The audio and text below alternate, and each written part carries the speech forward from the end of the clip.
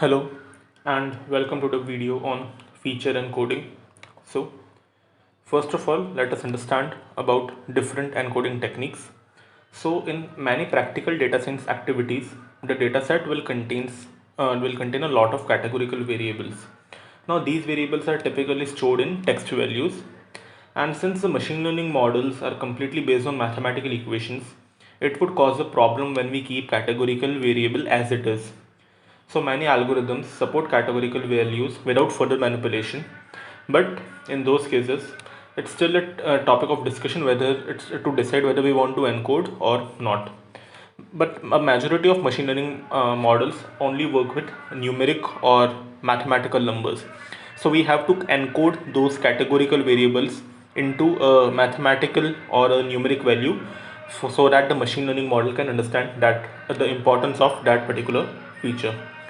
Now, different encoding methodologies. So, in nominal encoding, where the order of data does not matter. So, in categorical variables, further we can divide them into nominal and ordinal. Nominal is basically where the order of data does not matter, and ordinal, as the name suggests, the order of data matters. So, in nominal encoding, we have different kind of techniques like one hot encoding, one hot encoding with many categories, and mean encoding.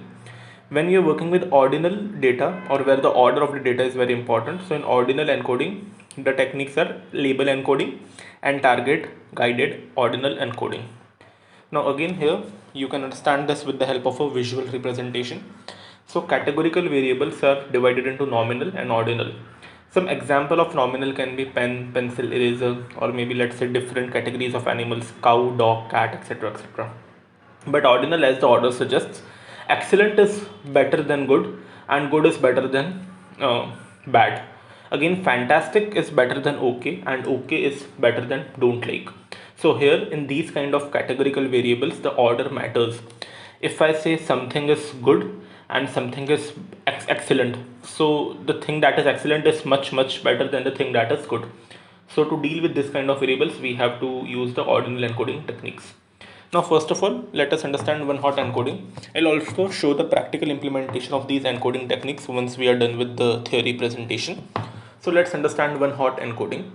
So in this method, we map each category to a vector that contains 1 and 0, denoting the presence of the feature or not. So the number of vectors depends on the categories which we want to keep. For high cardinality features, this method produces a lot of columns that slow down the learning significantly. There is a buzz between one hot encoding and dummy encoding, when to use one. They are much alike, except one hot encoding produces the number of columns equal to the number of categories, and dummy producing is one less. This should be ultimately handled by the modeler according to the validation process. Now let's understand one hot encoding with this practical example. So let's say in a data set we have one feature called city, and city contains different value: Roma, Madrid, Istanbul. So these are three different categories of city that we have inside the city column of the feature of the data set. Now if we perform the one hot encoding, so what we'll get: Istanbul and Madrid 0 0, and we will have one more column of Roma that will contain 1. Again, for the second column where the value is Madrid, we'll have 0 for Istanbul, 0 for Roma, and Madrid for 1. So instead of giving the textual input directly to the machine learning model, we encode those features into a 1010 kind of format.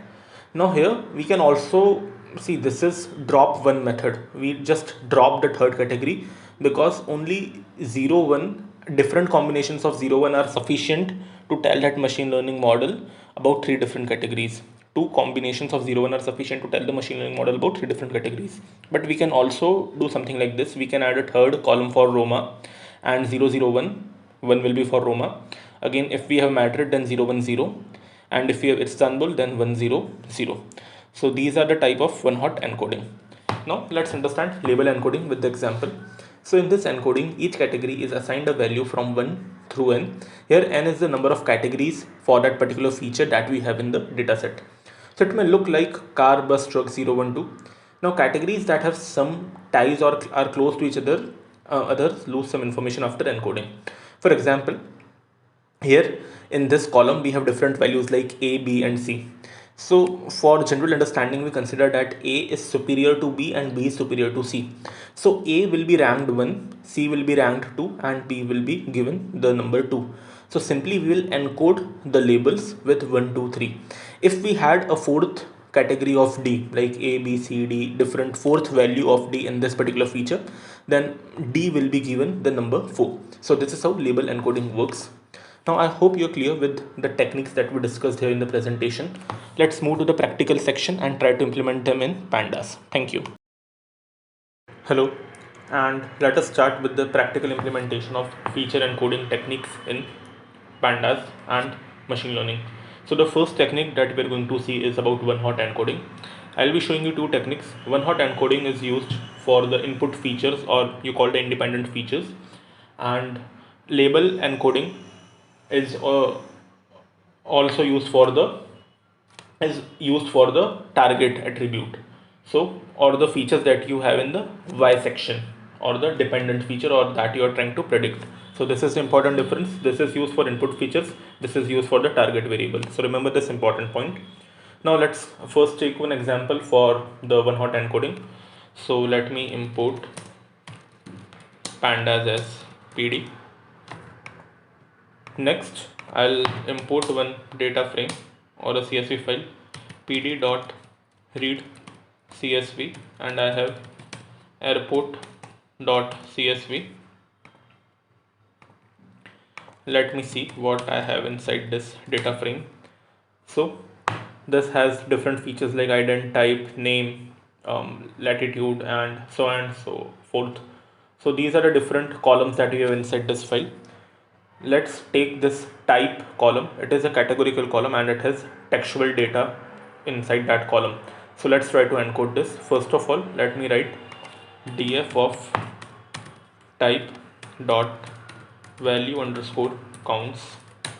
So this contains 5 different categories. So you have one type of large airport, closed heliport, medium airport, and small airport. So these are different type of values that are present inside the type column of the dataset. To perform one hot encoding using pandas, we have this very important function called get underscore dummies. So how do we perform that?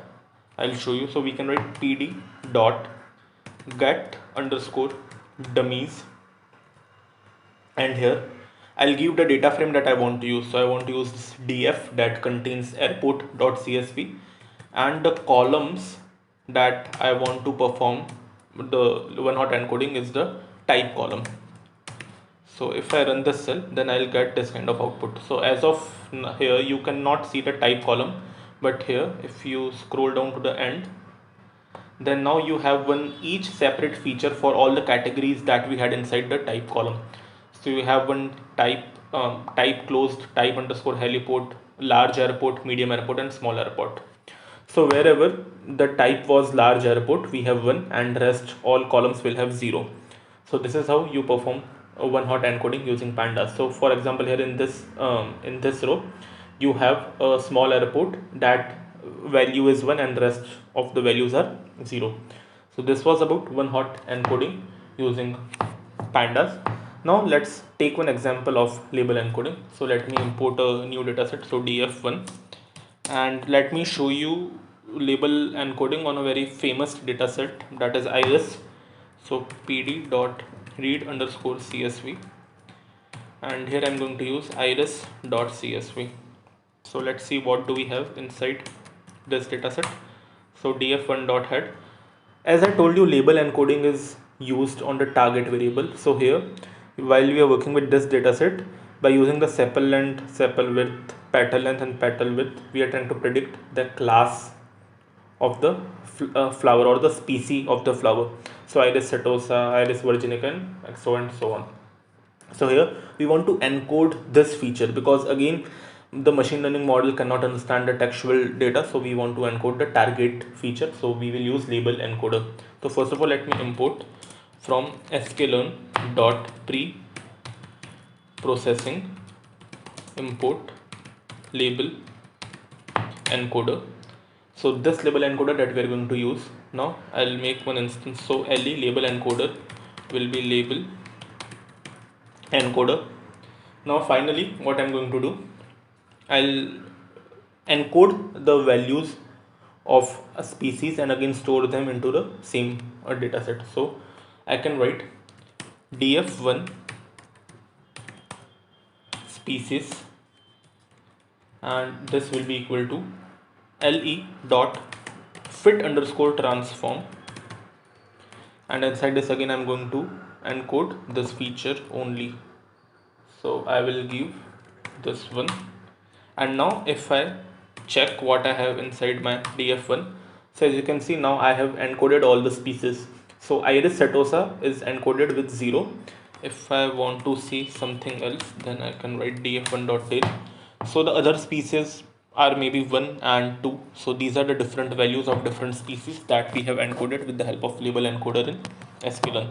So I hope you are very clear with the practical implementation of feature encoding and different techniques that I showed you, and also the concept of feature encoding and why do we use it in machine learning.